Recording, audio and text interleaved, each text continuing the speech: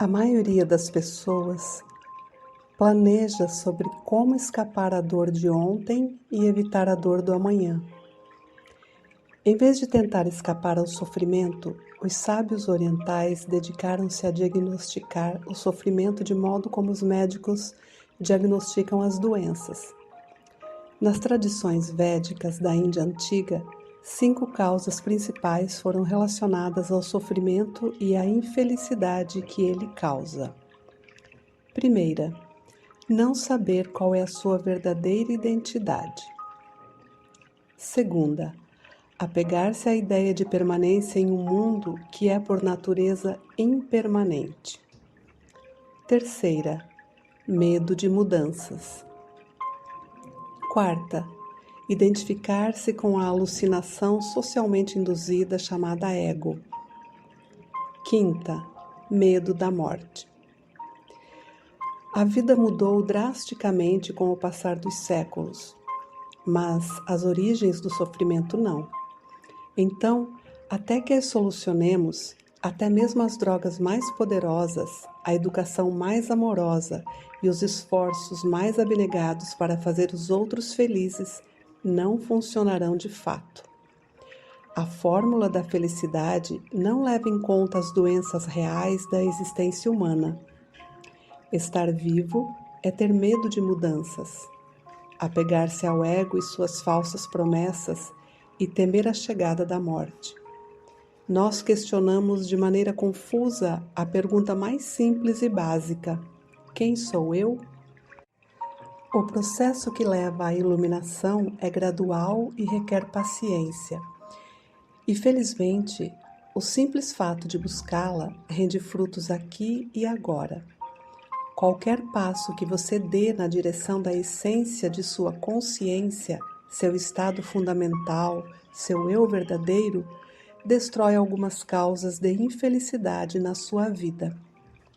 Ao mesmo tempo, a felicidade inata, que é seu direito de nascença, florescerá. Portanto, você está em um caminho duplamente bom para eliminar a escuridão e trazer a luz. Seu corpo e o universo são um só campo de energia, informação e consciência. O corpo é a sua ligação com o computador cósmico que está organizando uma infinidade de eventos simultaneamente. Ao escutar seu corpo e responder a ele com consciência, você entra no campo de possibilidades infinitas, no qual a experiência natural é paz, harmonia e contentamento. Primeira chave: esteja consciente do seu corpo. Seu primeiro e mais confiável guia para a felicidade é seu corpo. O corpo é projetado para dar suporte à mente e, trabalhando juntos, eles criam um estado conhecido como felicidade. Quando você estiver tomando a decisão de agir ou não, pergunte ao seu corpo: como você se sente em relação a isso? Se seu corpo enviar de volta um sinal de estresse, físico ou emocional, reconsidere a ação. Se seu corpo enviar um sinal de conforto e entusiasmo, prossiga. Juntos, corpo e mente formam um campo único. É artificial separá-los, como costumamos fazer. Toda experiência tem um componente físico. Se você está com fome, a mente e o estômago estão com fome ao mesmo tempo. Se você passa por uma experiência espiritual incrível, seu coração e as células do fígado compartilham dessa experiência. Você não pode ter um único pensamento, sensação ou sentimento sem que seu corpo responda. A primeira chave para a felicidade nos diz que, estando atentos ao corpo, nos conectamos ao campo fundamental de infinitas possibilidades. Porque a mente, o corpo e o espírito sentiriam de forma separada quando na verdade não estão separados? Pela falta de consciência. A consciência tem um poder enorme. Ela cria sintonia com cada célula. regula as incontáveis interações do corpo.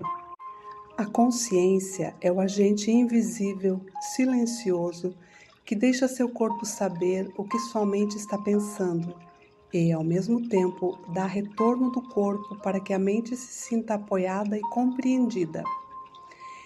Em condições ideais, quando você tem a experiência de ser amado, sua mente captará que você é amado, suas células serão nutridas por esse amor e sua alma exultará por você ter chegado fundo o suficiente a seu interior para encontrar a fonte do amor. Cada coisa boa que acontece na vida satura todo o seu ser. Quando mente, corpo e espírito estão em harmonia, a felicidade é o resultado natural. Sinais da ausência de harmonia, por outro lado, são desconforto, dor, depressão, ansiedade e doenças em geral. A infelicidade é uma forma de feedback. Ela sinaliza que a desarmonia adentrou o campo por algum lugar, seja pela mente, pelo corpo ou pelo espírito. A consciência tornou-se desconexa. Somente quando olhamos para a situação dessa maneira holística, podemos relacionar saúde, completude e divindade, pois os três compartilham o mesmo estado de harmonia e desarmonia. Você já deve ter ouvido um ditado que diz: os problemas estão nos tecidos ou células. Isso se refere ao fato de que problemas ou questões psicológicas como raiva, depressão, neuroses, hostilidade e ansiedade que se movimentam livremente não são puramente psicológicas. Elas têm um correspondente no cérebro que, através do sistema nervoso central, faz com que cada célula e tecido de seu corpo saibam que você tem um problema. O campo todo se agita com a mais leve pontada de dor ou prazer. Em outras palavras, o campo está consciente. Quando você conscientemente presta atenção ao que seu corpo está lhe dizendo, essa consciência é tremendamente ampliada. Esse estar consciente não é o mesmo que ter um pensamento. Uma mãe tem consciência de como seu filho se sente sem ter de pensar: fulano ou está incomodado, ou cicrano se enganou. A consciência é intuitiva. Tudo o que você precisa fazer é prestar atenção, e a consciência lhe dá acesso a cada canto do campo infinito. É como estar plugando ao computador cósmico, pois, quando o campo organiza a menor parte da criação, também organiza o todo. O oposto também é verdadeiro. Quando a consciência retrocede, rupturas podem ocorrer em muitos níveis ao mesmo tempo. Os ciclos de feedback não operam mais como deveriam entre corpo e mente. O fluxo de energia e sustentação de cada célula precisa começar a diminuir. Quando não presta atenção ao seu corpo, você o está colocando na mesma situação aflitiva de uma criança abandonada. Como é possível esperar que uma criança se desenvolva normalmente se os pais não prestam atenção nela, se ignoram seus chamados de ajuda e ficam indiferentes ao fato de seu filho estar feliz ou infeliz? O mesmo problema aplica-se ao corpo, e isso leva à mesma resposta. O corpo não para de se desenvolver por volta dos 20 anos de idade, uma fase que arbitrariamente chamamos de maturidade. Mudanças constantes estão sempre acontecendo em todos os níveis até chegar aos genes. Uma mudança nunca é neutra. Ou ela leva ao crescimento, desenvolvimento e evolução, ou leva à direção oposta, em direção ao declínio, falta de integração ou desordem. A diferença depende de como você presta atenção, pois a atenção é a sua conexão ao campo de infinitas possibilidades. O campo possui certas qualidades ou atributos que apoiam a mente, o corpo e o espírito. Existem 3 qualidades que contribuem para a felicidade de maneira mais significativa. A inteligência é a primeira. Quando você escuta seu corpo, ouve por trás a mente do universo. Isso envolve muitas tarefas de uma só vez. Um corpo humano pode ter pensamentos, tocar piano, produzir hormônios, regular a temperatura da pele, matar germes, remover toxinas e gerar um bebê, tudo simultaneamente. Essa é uma demonstração miraculosa da inteligência. Essa inteligência também permite que você faça escolhas que levem à plenitude. A plenitude parece um mistério para muitas pessoas, mas podemos decompô-la nas suas partes mais simples. A plenitude é o resultado de pensamentos certos, sentimentos certos e ações corretas. Cada área envolve o corpo. Não precisamos criar limites artificiais entre uma célula do fígado fazendo uma escolha certa e a mente fazendo uma escolha certa. A inteligência engloba os dois. Se ela comete um erro no nível químico ou genético, a célula morre ou torna-se maligna. A mente discrimina o certo do errado em um nível diferente, o nível da ética e da moral.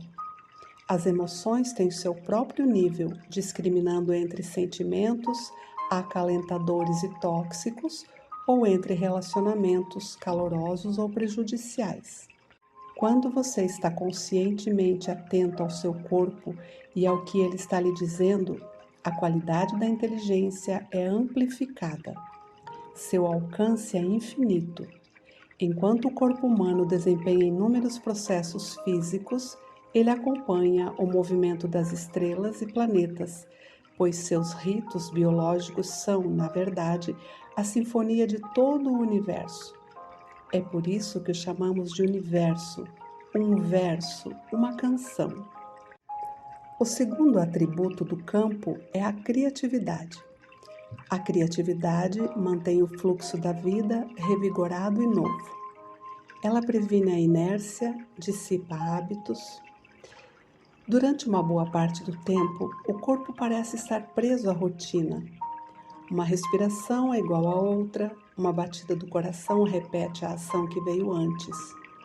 Apenas para processar o alimento e o ar, suas células têm de repetir incansavelmente o mesmo processo químico com enorme precisão. Nenhum improviso é permitido.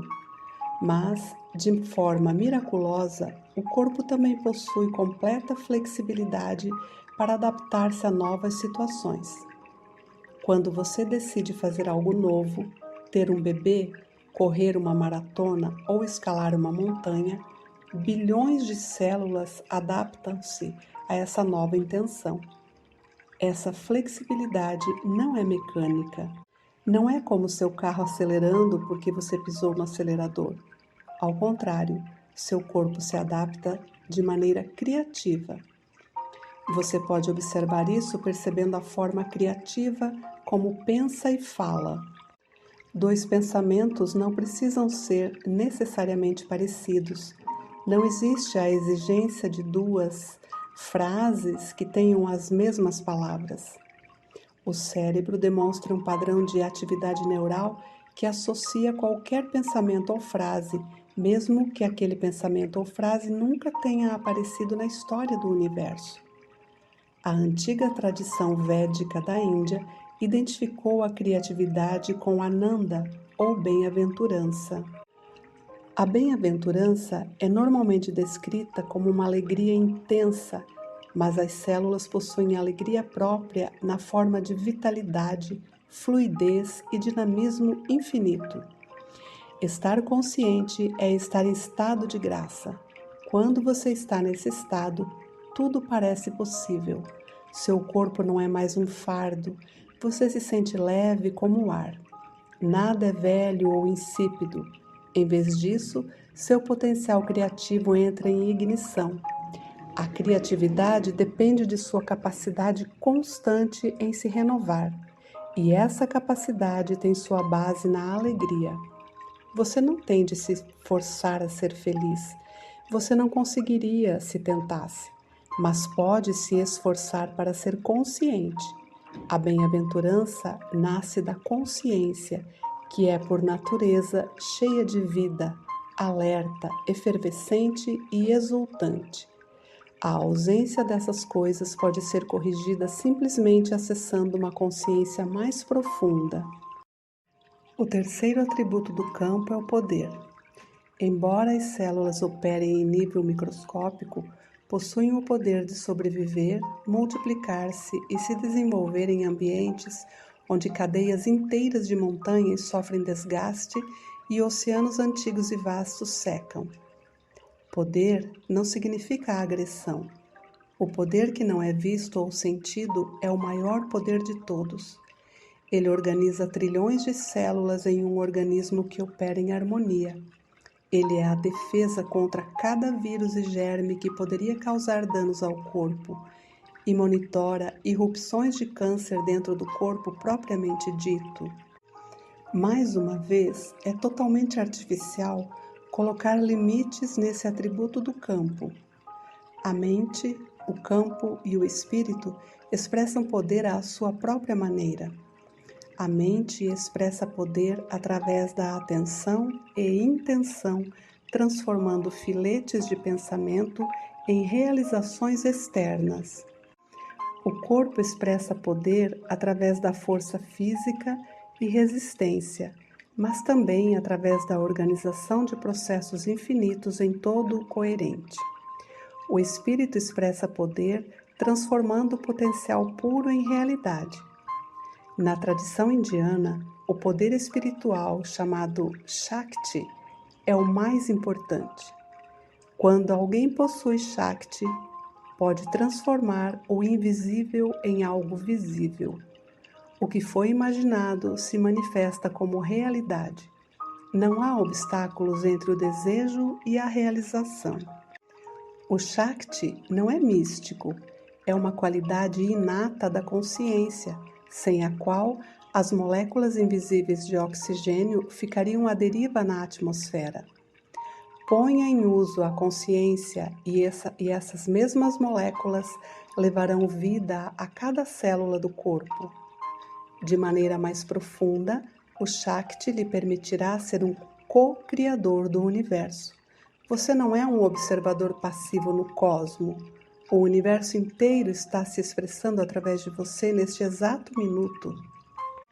Ele se reconhece através de você enquanto a consciência se dobra sobre si mesma. Como um transformador que reduz a voltagem trabalhando através de cabos de alta voltagem, seu corpo reduz a energia do universo para uma escala humana. Mas o poder continua o mesmo. A descarga elétrica infinitesimal emitida por um único cérebro é exatamente a mesma de uma explosão de eletromagnetismo em uma galáxia inteira. Esse poder é canalizado através da consciência, o que significa que, quando você se torna consciente de alguma coisa, interna ou externamente, estará aumentando sua cota de poder no universo. Quero que você perceba que esse único ato, estar consciente de seu corpo, libera inteligência, criatividade e poder. Estar consciente não é algo trivial e não é opcional também. Uma vez que você diminui sua consciência ficando perturbado, depressivo, agitado, infeliz ou ansioso, o fluxo de inteligência, criatividade e poder é interrompido. A maioria das doenças e deteriorizações naturais que vemos na idade avançada, na verdade, é consequência não natural do declínio da consciência, que é sentida por cada célula e que danifica cada uma delas. Uma das formas mais básicas de ficar consciente é estar ancorado no corpo. Não há mistério nisso. Simplesmente sintonize-se com os sentimentos do seu corpo sempre que estiver perturbado. Vamos supor que você esteja dirigindo seu carro e alguém o feche. Sua reação normal é ficar agitado ou nervoso. Quando você se sente assim, acaba perdendo o foco calmo e relaxado que o conecta ao campo. Então tente isto. Em vez de ficar perturbado, apenas direcione-se para o seu interior e sinta as sensações do seu corpo. Respire fundo, pois essa é uma maneira fácil de voltar à consciência do corpo. Mantenha sua atenção nessas sensações perturbadoras até que elas desapareçam. O que você fez foi quebrar a corrente de estímulo-resposta, criando um vácuo, um intervalo de não reação. Isso impede a reação de se autoabastecer. Isso fará com que o corpo se lembre de seu estado natural de autorregular-se de forma harmoniosa e coordenada, e também o ancora. O estresse o puxa para o outro lado, para o outro estado de respostas biológicas exageradas que disparam um fluxo de hormônios, aumentam os batimentos cardíacos, estimulam uma hipervigilância dos sentidos e muitas outras reações interligadas. Porém, isso tudo é temporário, são medidas emergenciais apenas. Se você permite que a reação de estresse se torne um hábito, entretanto, a desarmonia entra no campo. O estado normal de consciência relaxada tenta coexistir com o estado agitado de resposta de estresse. Mas os dois não se misturam. Eles não foram feitos para coexistir.